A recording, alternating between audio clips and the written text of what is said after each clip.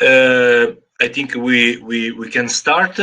And good morning again, also from me, and welcome to the parallel session taking place in room 1. Before starting with the first presentation of this morning, as a moderator of the session, I would like to remind that you can use the stage chat channel to ask questions or leave any comments. And at the end, time allowing, there will be a short Q&A session. So, Lloyd, our first speaker for this morning in this room, works for Cambridge Assessment, having many responsibilities from statistical analysis, impact researches, large-scale educational reform projects, and quality assurance.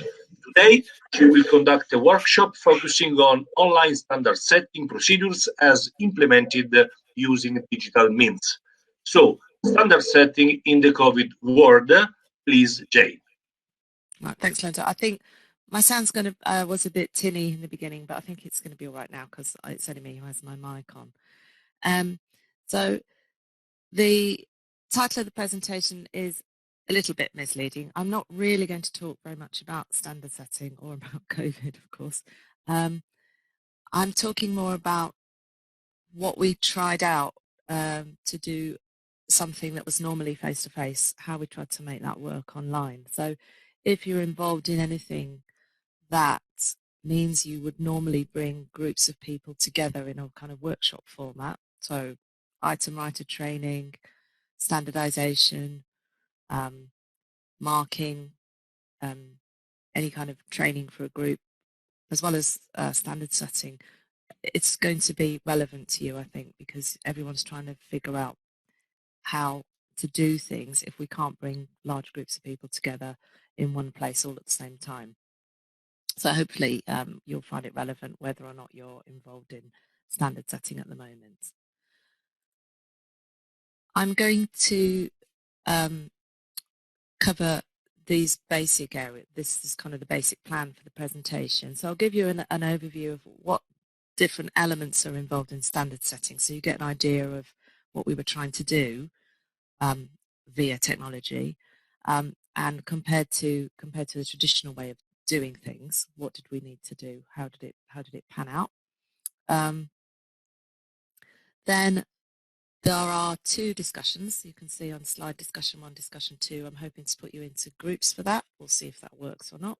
We didn't have so much success with that yesterday, but let's keep our fingers crossed for today. And there's also an individual reflection sort of in the middle, and you can use the chat function for that. So let's think a little bit about the standard setting. In teaching and learning, I know a lot of us will have teaching backgrounds. In teaching and learning, there's a difference between content standards, which are descriptions of what people can do, and performance standards, which are descriptions of how well people can do those things. And when it comes to standard setting, testing organizations need to decide whether their exam is going to be a pass-fail or how many grades or scores they're going to have on their test, and they need to decide where are they on that test. So standard setting, it uses a system, a set of procedures to assign a number or a grade to differentiate between those states or degrees of performance for those standards that you're trying to measure. Yeah, so it sets performance targets for learners. It tries to establish what it means to have a pass or to be a grade B or whatever on your particular test. And a lot of tests are also aligned to some kind of external framework. So they might be talking about a standard, a common standard like a B1 level candidate, for example. Okay, I'll just let you read through the slide for a second.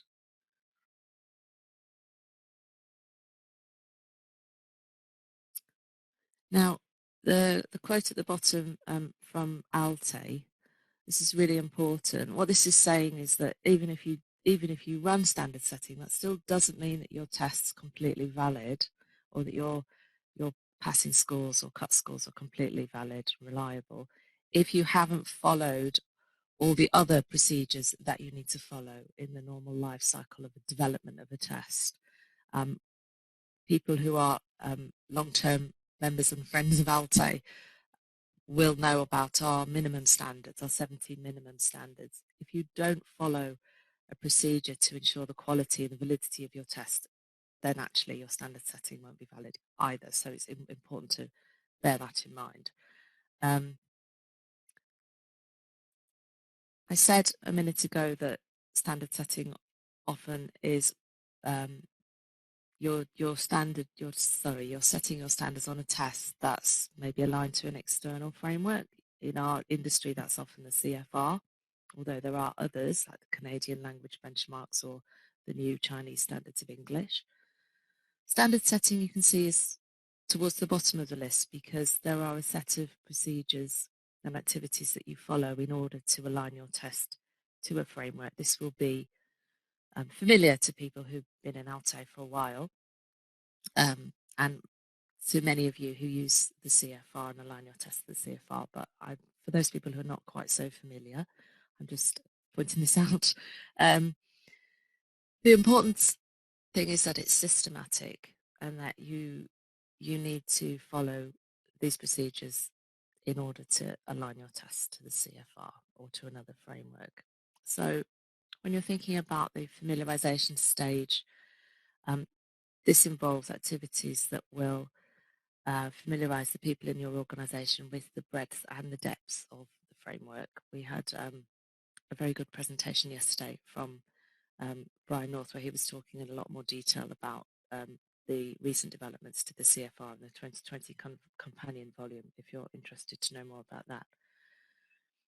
The specification stage, this is about the content coverage and the representativeness of the content in your test. Standardization, a very familiar term to us as testers. This is all about training people. This is where you're looking at sample tests, your criteria, different performances from candidates and so on. It's all about standardizing people who design and mark your tests. Then you get to the sort of standard setting. So as I said at the beginning, standard setting is concerned with setting passing scores and grades, and benchmarking is something similar, where you're looking at a performance standard and scores, trying to decide what does it mean to be a B1 candidate, for example. And then the final stage is it's like an ongoing process of review. Okay, so that's sort of a general introduction to standard setting and linking to a framework, alignment to a framework. So what does it mean for us today, in the session today? Well, for our purposes today, the main points to bear in mind are, firstly, as you can see on the slide, there are actually many different methods to carry out standard setting. I'm not talking about those today. What those methods are for, they're all trying to provide a structured approach to identify your cut scores and to collect evidence that you've done it properly, basically. So there are different methods for productive and receptive skills, for example. And what you're trying to do is collect validity evidence that you carried out the standard setting properly. Secondly, a common element of standard setting is that you have a panel of judges, experts in a relevant area. So they might know a lot about test design, item design. They might know a lot about the constructs that your test is measuring, or the skill that you're looking at, reading, listening, and so on. They might have wide experience of your candidature and what they're likely to be able to do on your tests. They could be experts in the framework that you're aligning to, and it's likely that you will have a range of experience in the room, and you'll have a mix of different people who can bring those different experiences to the session. So it's important to have individuals who can contribute different kinds of expertise, that you have a representative panel of judges in that way. The third slide I'll let you read for yourself. And this, of course, applies to any language, any test. Okay. All right. So there are we're nearly there in terms of talking about the technology. So there are these common elements when you run standard setting, because you're trying to do all these things. You've got this group of experts normally in a room in a face-to-face situation, and you're trying to come to judgments. You're trying to make judgments and come to a consensus about aspects of your test and aspects of this framework that you're aligning to, basically. So these are the common elements and things that happen generally in a standard setting session. So the people who are there, your experts, they need access to test materials, performance criteria, performance data, so data from a live session. So that would be things like item level data on reading or listening items, for example, and samples of candidate writing, speaking performances, and so on. You need to have familiarization activities. These can be related to your test. They can be related to the framework people are aligning to. If you've been involved in standard setting before, you might remember some of the things you've had to do. It usually involves ranking descriptors, matching descriptors, looking at criteria. There's a lot of ranking and matching activities in familiarization. And people have to make individual judgments as well. That's obviously something that happens regardless of the method you use. And then as you try to standardize the people in the room, it involves a lot of small group discussions, plenary discussions, whole group discussions, talking about the judgments, the items, performances, their perceptions, and so on. So as I said right back at the beginning, this is all true for standard setting, what's on the slide, but it's also, I could be talking about rater training as well, or item writer training as well. Probably it would have these common elements. So if you're in any of these situations at the moment, you can't do it face to face, then the next part of the presentation should hopefully get you thinking about what some of the things are that you need to consider to make it work. So we're going to now get to our first discussion and explain what it is I want you to do. Okay, so now, old world and new world. I hope that's clear on the screen. What I'd like you to think about is normally this standard setting is carried out in this traditional face-to-face setting, workshop-y. You've got people in a group, in a room together.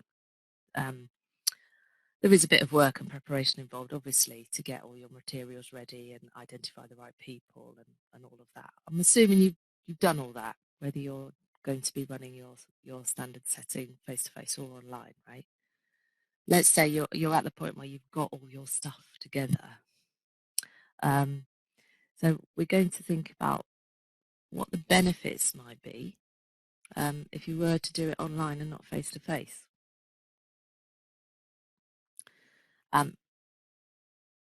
However, that's not what you're going to do in the group discussion, because that's a bit too obvious. Okay. Some things are obvious. If you do it online and not face-to-face, you will save on cost. You will save on time. You don't need to have everyone in a room all together at the same time. So there's no need for travel. There's no need to give them lunch. There's no need for food. Now, if you're an ALTE member, you might not see that as an advantage. You know what ALTE events are normally like in terms of food and drink. Anyway, I've put a little photocopier icon there as well.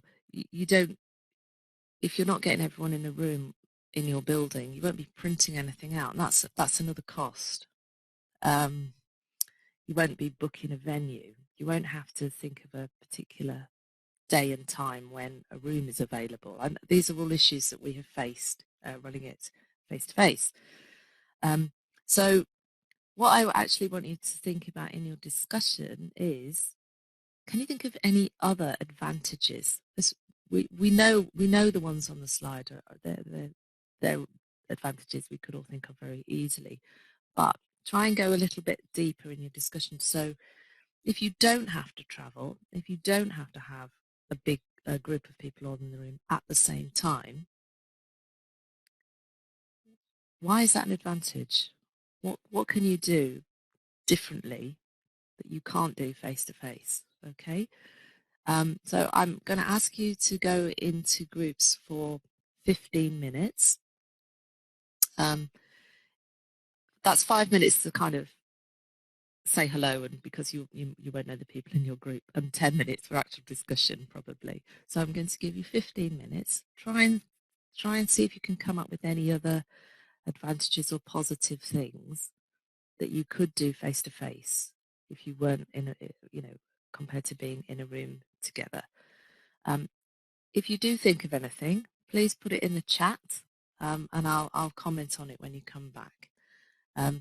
If you can't think of anything but you do have questions, feel free to put them in the chat too. And depending on time, I might answer a few before I carry on. So I'm going to ask the technical people in the background to put you into rooms now for 15 minutes. You'll be able to see this slide, okay? But I'm probably going to put my video off, just so you know. Don't panic, I'm still here. I'm just having a sneaky cup of tea or something while you're in your discussions. I was going to get some feedback sort of in the middle, but I'm aware that time is passing faster than I perhaps realised. So I'm going to crack on and show you that some of the things that we experienced after doing the standard setting online. So some of the benefits are that because you aren't limited to a group of people in one place, and you're using technology, it's easier to collect your evidence. You know, you can use online means to collect in judgments, feedback, views from people. You could record discussions, for example, more easily, audio recordings. Just bear in mind you always have to get people's permission to do that and follow protocols for your data collection and storage. You can invite a wider range of experts from anywhere, really, if they're meeting digitally. Your time frame also becomes more flexible if you're not limited to having to carry out your activities all in one day or in 2 days, for example. So the focus is more on your outcomes, basically, and you have a lot more flexibility. But of course, you know what's coming on the next slide. Of course, there are downsides, right? So you do need to train people in the new technology and what you want them to do with the new technology. So there are sort of quite, again, maybe straightforward downsides you could think of straight away. So think about the implications. So, for example, the second point, what's the impact of the environmental factors behind the move to a digital approach? So you might have to move to a digital approach because people are working from home. So what else is going to impact on their ability to take part if they're working from home, for example? People might be carrying out homeschooling. You might be in an online environment because of well, obviously we're in this situation because of the pandemic, so you have to bear in mind that there is illness out there in the community, and that might have an impact on what you're planning to do. Might have a sudden or quite devastating impact. And obviously it takes longer. overall. So if you're doing it face to face, you can plan your time more easily because you've got deadlines. You can say we're going to do this, reading on Monday and Tuesday, and on Wednesday we'll do speaking. If you're carrying out your standard setting online and everything's asynchronous, then your timeframes have to stretch, and they might have to stretch quite a bit longer. So if you can think of any other issues, feel free to put them in the chat as we go along. That's your kind of individual reflection. And I will pick up anything that I see in the chat, or you can, of course, always come and talk to me later. So here are some issues connected to what was on the previous slide. So I said that you need to train people, but you also need to think about things like what's the reliability of the Wi-Fi, where the people are that you're working with, if you're working perhaps more internationally. How comfortable are people in that environment? How long can you expect people to concentrate in that environment and be on screen? Finding a common time, it has to fit around various environmental factors, time zones. The more diversity you get, the more tricky that's going to be. It also takes a lot longer, so you need people in your team who have perhaps a higher tolerance for uncertainty. You can't say, right, you're going to do this judgment exercise and you're reading items and it's all going to be finished by 2 o'clock on Wednesday. It's not going to be finished by 2 o'clock on Wednesday, right? So you need to have people who have a bit more tolerance for fluidity and vagueness, perhaps. You need to limit also how long people can work on something in a very concentrated manner. People can't. Carrying out standard setting is a cognitively challenging, difficult, highly skilled thing to do for the participants, and they cannot stick at it for a whole day online. It's just beyond, you can't expect people to concentrate to that level for that long. So you have to stretch out all your activities. But then, of course, the danger is that you might lose momentum that you would normally build up if you were doing it face to face. So this move to focus on outcomes rather than deadlines, it then leads to thinking about how you address measurement of time. We're so deadline driven as a society, as a profession, right? We've got so used to that.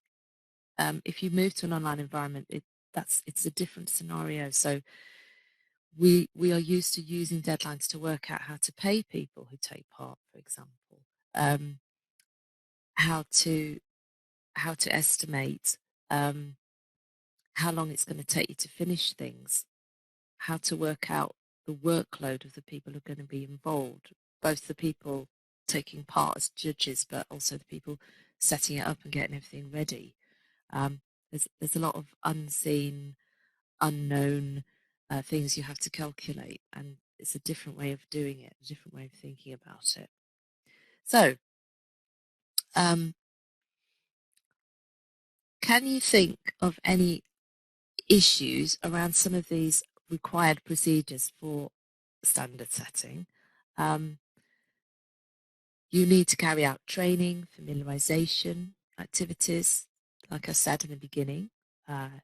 You need to access to materials which need to be disseminated, and you need to be able to collect and share your judgments. And there are issues around all of these if you're doing it online. I was hoping to put you in a breakout room, but I realise I've been talking too much probably, and we're not going to have time to do, I think, the second breakout. So I'll just let you read the slide for a second, and then I'll show you some of the things that happened to us.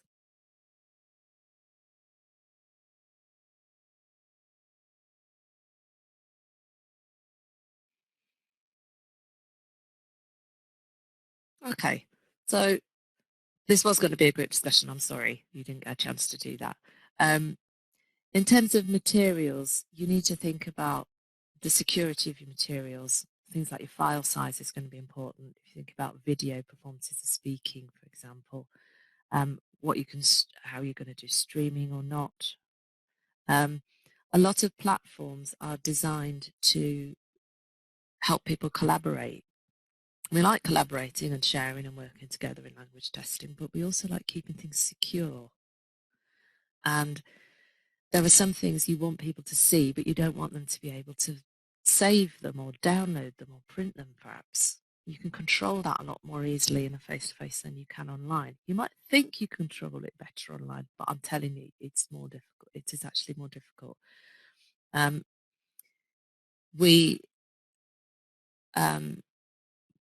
We were unable to find a platform that could do everything we wanted, so you may need to use a range of different platforms, integrate them in different ways to get everything done that you need to have done. You also need to think about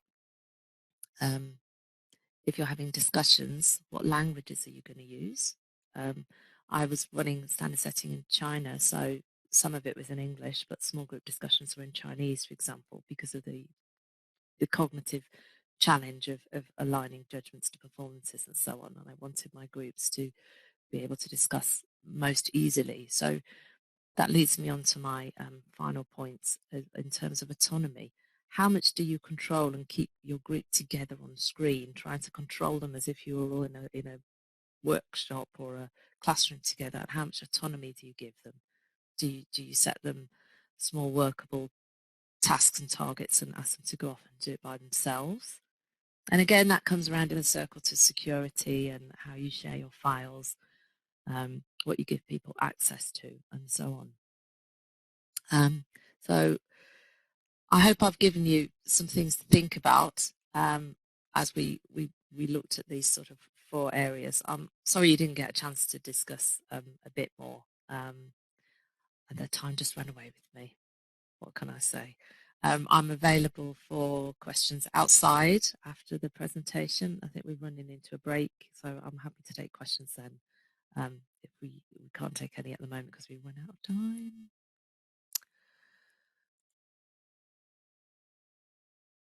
So yeah, thank you for coming. First of all, let me thank Jane for her very interesting contribution with a lot of food for thoughts.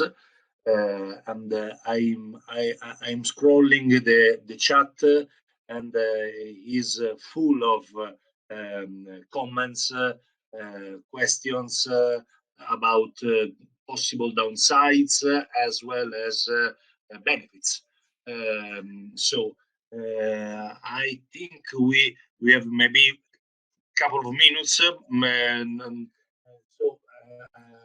was wondering whether there are some questions, or I can maybe read some comments as you. Yeah, I can. Thanks, Lorenzo. Yeah, I can see the comments, and I agree with a lot of the things that I can see there. Yeah, that you don't have to rush so much. You can use different experts. Not everyone has access to the technology. Yeah, that's absolutely the case. That's an issue. Someone else saying that collecting judgments is good. You know, if you do it online, if you do technology mediated standard setting, of course, you can have a blended approach where you have people face to face in a room, but you give everyone their own tablet, for example. That's one way to control the security of your materials. When we were running face-to-face standard setting before, that's what we did. We supplied everybody with a tablet with materials on it, and that was good for security. The situation I'm in at the moment is I'm in my house here in the UK, and my standard setting team are in China, in different regions, in different locations all over China. We were going to go to China and run standard setting with them, but for obvious reasons that wasn't possible. So there's when you talk about face-to-face or not face-to-face, there's lots of differences. That's a kind of on a Klein. You know, you can be all together. You could be all together in a room with some technology mediating what you're doing. You could all be in the same country in different locations. You could be all around the world in different locations. So there's, it's not just a black and white face-to-face or with technology. There's lots of different combinations. You could have some people in a room in one place and some people in a room somewhere else. There's lots of different varieties, I guess, of how it could be done. Distractions at home, yes, absolutely, totally agree with that. We've had that, yeah. And Diane Davis, yeah, no networking, yeah. It is a bit weird. I found also running it, it's been quite an alienating experience for me. When I run it face to face, I get to know the participants really well. When I'm running it now in China, to kind of help with the Wi-Fi and not having people crash out and everything, when I'm presenting to the group, we ask everyone to mute their mics and turn off their cameras. I don't even know what everybody in the group looks like. That's kind of alienating. It's a bit weird.